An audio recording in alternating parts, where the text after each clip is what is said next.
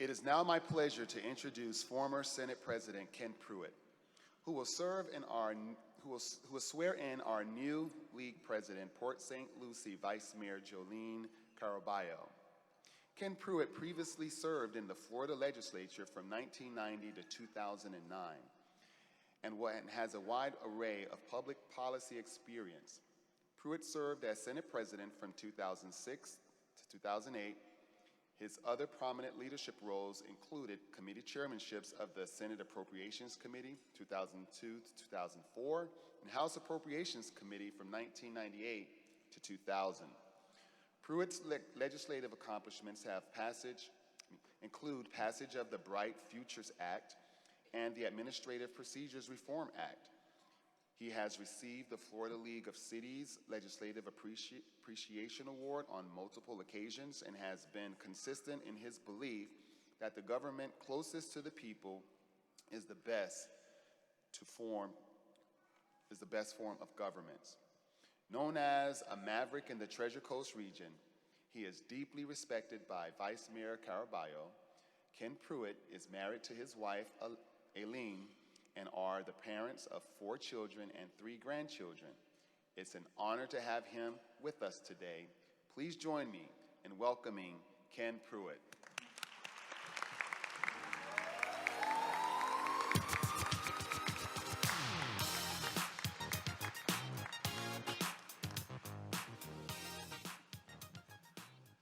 Well, hello. It is wonderful to be here, and Mayor, having been born and raised in Carroll City, now Miami Gardens, having you just to the north, what a wonderful job you have done. I keep a watchful eye on you, so thank you very much for your service and for your introduction. And a huge shout out to our Port St. Lucie Treasure Coast fans of Jolene Caraballo. Woo-hoo! She has the fan club, and deservedly so. It is a real privilege and an honor to be with you on this momentous occasion, the swearing-in ceremony of Jolene Caraballo, and it is a true day of milestones. The League has been the united voice for municipalities for 100 years, a milestone in itself. And we are grateful to all the elected officials here with us today for your many years of service, with a very special thanks to all of our previous presidents. In a few short minutes, President-elect Caraballo will soon be the first Hispanic woman to be sworn in as the president of the Florida League of Cities.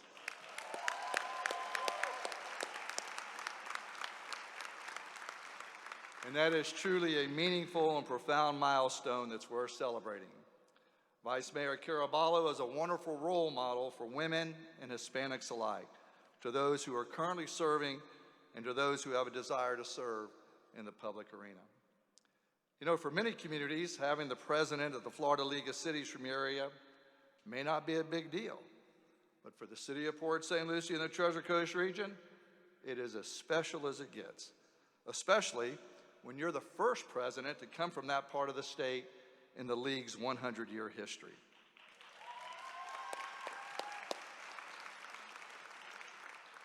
Jolene Caraballo is the daughter of Cuban immigrants, Ralph and Maria Vicente, 2 of the most humble, hardest working people you will have ever met. They instilled in their daughter early on the love of country, of community, and the importance of public service. These are the same qualities that Jolene and her husband Ben have instilled in their children, Antonio, who's currently serving our country in the United States Air Force, and their beautiful daughter, Anaya.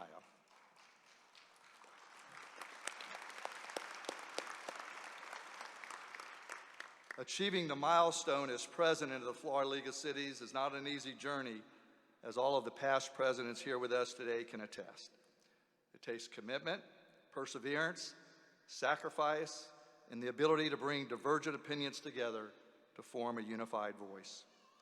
Your next president has exhibited all these qualities and more during her life, starting out as a student representative for a city council member at her high school, and then interning at the city's communications public relations department. Jolene knew early on the political career path that she would take on in her life. How many of us knew as teenagers that we wanted to serve on our local city council or town council or city commission? Jolene Caraballo did. She attended city council meetings and she became a student of the political process. It's been her laser-like focus that has helped her to achieve her goal to become a council member. Vice Mayor Caraballo loves serving on the council so much that when other opportunities have come along, such as running for county commissioner, state representative, state senate, or even Congress, often as a front runner, she stayed the course. While serving on the council has been a dream come true for Jolene, it has been an incredible blessing for the citizens of Port St. Lucie. You see, Jolene has a public servant's heart. She treats everyone, and I mean everyone, with dignity and respect, even those who aren't very kind to her. I believe that her bio on the city's website says it best about your next president. I am not just a council member, I am your neighbor. And I'm honored to serve the people that I love in the community that I call home. So friends, while we are going to reluctantly loan Jolene to you for the next year, just realize that you're getting someone very special, someone who empathizes to a fault, but isn't afraid to make the tough decisions and be right there on the front lines with all of you. She'll always be respectful, but she won't be intimidated. I don't have to tell you that the next couple of years are going to test this organization like never before. Fortunately, you have someone who will fight for you and always do right by the citizens of our great state. So ladies and gentlemen, please join me in welcoming Jolene Caraballo to be sworn in as your next president.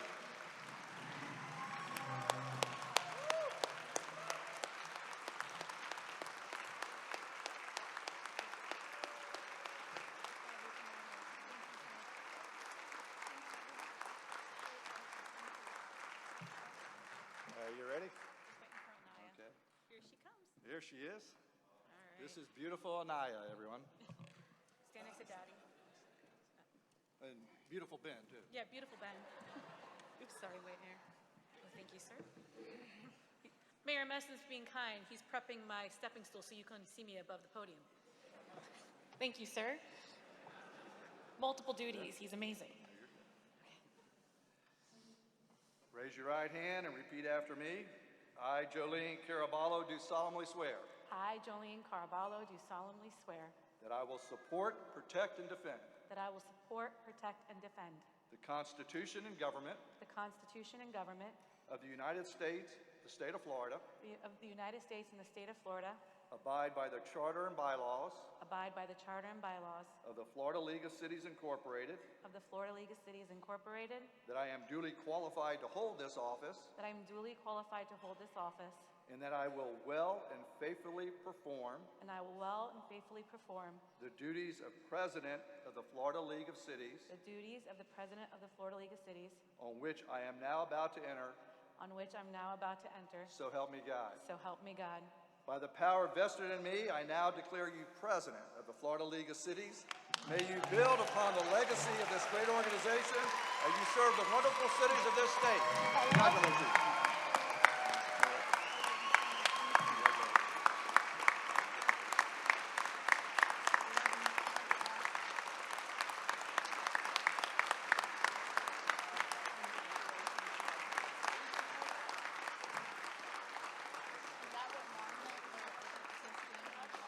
Thank you.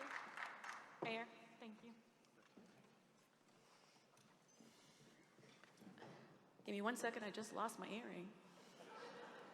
That's what happens when you have a girl now, right? All right. Good afternoon. It is an honor to be with you today, not just to celebrate 100 years of the Florida League of Cities, accomplishments and successes, but we're about to kick off the next 100 years of outstanding achievements.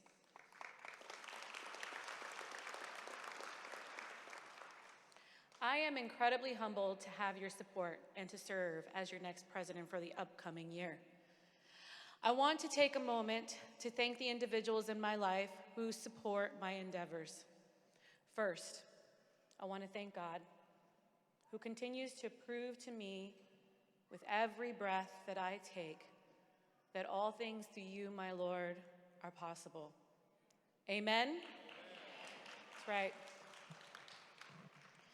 Then I would like to thank the boy, or now the man, who dared to approach me and ask me for my phone number at the mall more than 28 years ago. He didn't just ask for my phone number, he said, "Can I get your digits?" Y'all remember when guys do this term? But Ben has been my rock, and he's my constant, and I love you. Thank you so much. I couldn't do this without your support.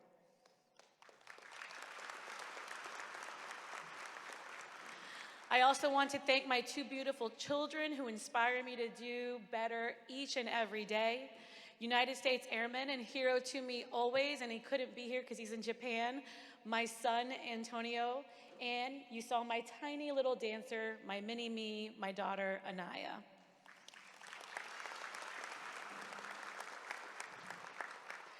I want to thank my mother and my father, my two biggest fans always. They had the patience to raise this very challenging child who always had a mind of her own and knew exactly how to use it. But in sincerity, I would never be who I am today without their leadership in my life, and I credit all that I have become to how I was raised. Thank you so much. I love you both. I also want to thank my siblings, Angie, Danny, Kevin, and their spouses, George, Mary, and Nina, who always, and I always know you've got my back. To my second mom, mentor, friend, and former mayor and current executive director, Patricia Christensen, who has always shared her learned experience of what to do, and more importantly, what not to do in life and in politics. Thank you. Thank you to the members of my city council for being here today and supporting me, David, Stephanie, and Anthony. The mayor would have been here, but her daughter's going to college, and so I can't help, she's got to move her kid to college. We got priorities, and I get that, and I miss my mayor, but she texted me before I came up. Thank you guys for being here. My right hand, and everyone who has an assistant knows you can't live without this person, my executive assistant, Christina Flores, thank you so much. I also want to thank my state and federal support team, Ella Gilbert and Kate Parmalee, the Florida League of Cities.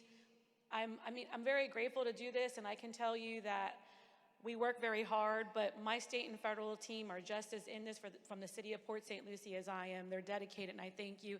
And I can't forget the best city manager in the state of Florida, Get Her Done, or what we call him Mr. Russ Blackburn. Thank you again so much. I also want to recognize my Regional League of the Treasure Coast. Thank you for recognizing Mr. Pruitt. This is the first time that we have ever celebrated that the Treasure Coast actually is going to have its first president, and we are beyond ecstatic.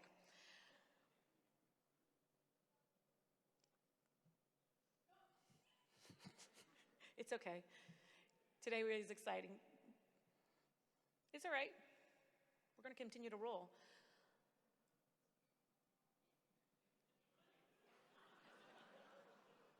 A little higher. There we go. Okay, back to the script. And yes, I did write this speech.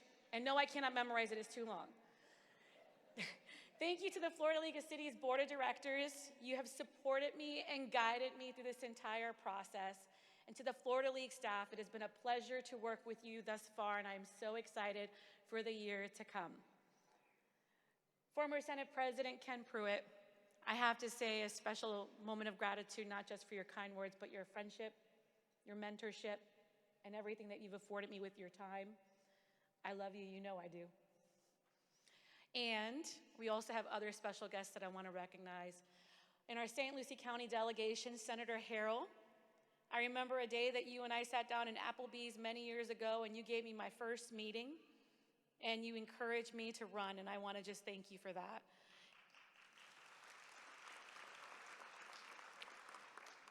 I also want to recognize Representative Trabolsi, and both of them have been great partners in sharing how to understand the state process and how we can continue to work together on our common issues.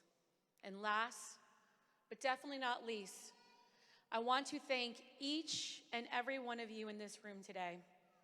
Thank you for being here to celebrate Florida's great cities, towns, and villages for your work every day. It has taken all of us, past and present, to make the last 100 years of FLC possible.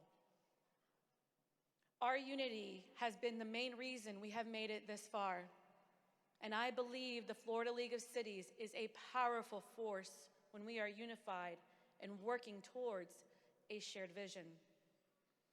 I hope you will join me in this year's vision and embrace the potential of achieving continued and, with your help, even greater success for the advocacy and the protection of our cities.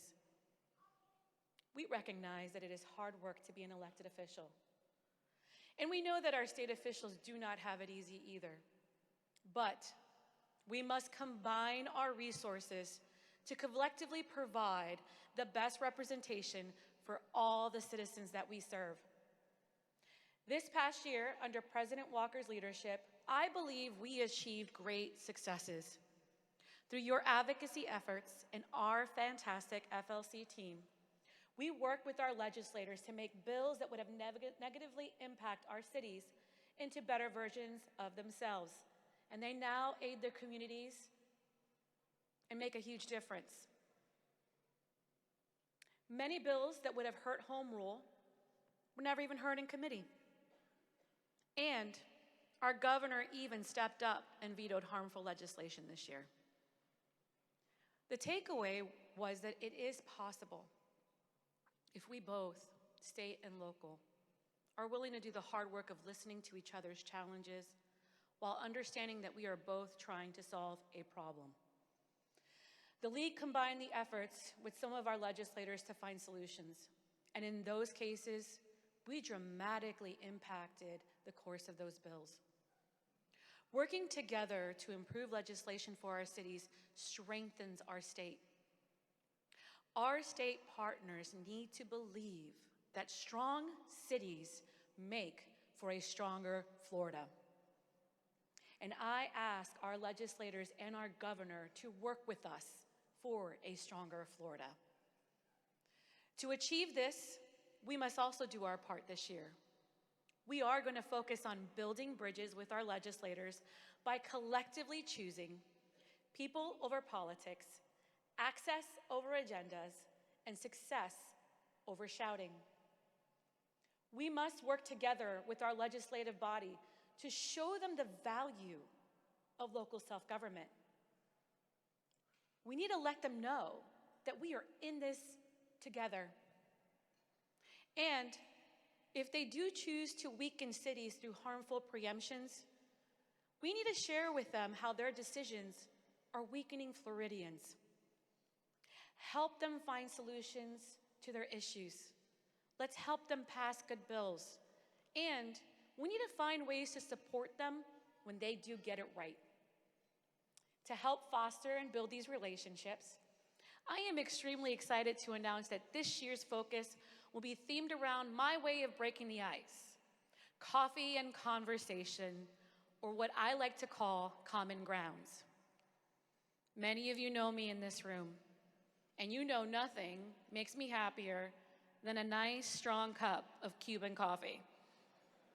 Especially after a lunch like this, a great scrumptious lunch. I need a little bit of espresso. And my local delegation, as I said, is here today. Senator Harrell, Representative Travolsi. I hope that you are excited as I am to have future-spirited conversations over a nice cup of Cuban coffee. You might be running around the Capitol, and you can say thank you later, it's fine. In addition, how many of our Miami people we have in the room? 305s in the room? All right, there you are. I expect your job this year is you need to get the Miami delegation in the Capitol ready, because I expect everybody from the Florida League of Cities to be invited to 305. You can make that happen? But seriously, all joking aside, I cannot help but share my heart and my love for this opportunity for us to grow in our relationships with each of these legislators over common grounds. These face-to-face meetings in a low-stress environment can accomplish a lot in a short period of time.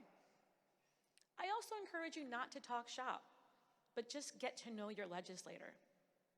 This fall, our legislators will be back in their districts, and after the election, we will undoubtedly welcome newly elected legislators.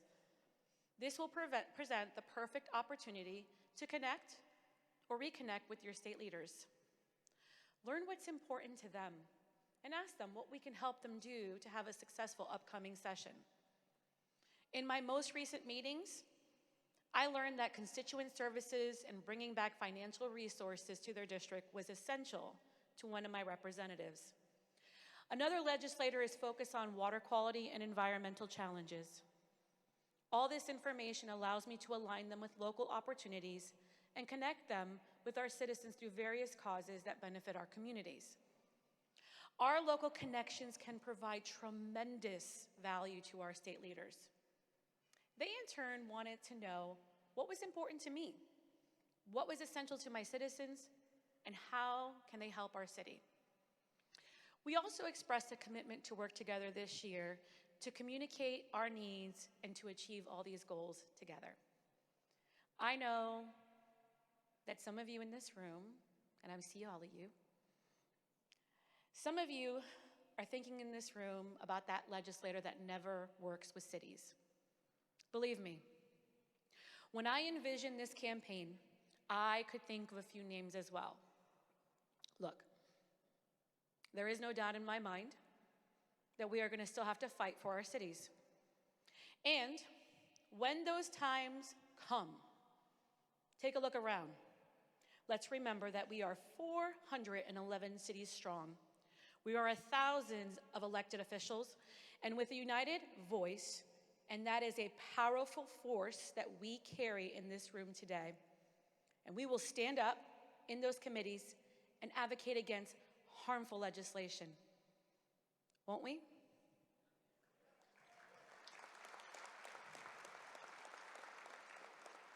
But it is my hope ultimately that through your efforts and in finding common ground, that this could be less and that our advocacy efforts will be more effective. Ask your legislator to bring home a win bigger than an appropriation or a legislative preemption that does more harm than good. Let's bring home a strategic partnership that will benefit all of Florida and all we serve, because Floridians deserve leadership that works for them. We can collectively work on the critical issues that unite our cities and state, like fostering a stable economy, prioritizing safe communities, supporting quality of life amenities, and so much more. We can do these things together to make our cities more robust and make for a stronger Florida. With the Florida League of Cities by our side, we can build these relationships by finding common grounds together and leading the way for our communities today and the next 100 years to come. Thank you.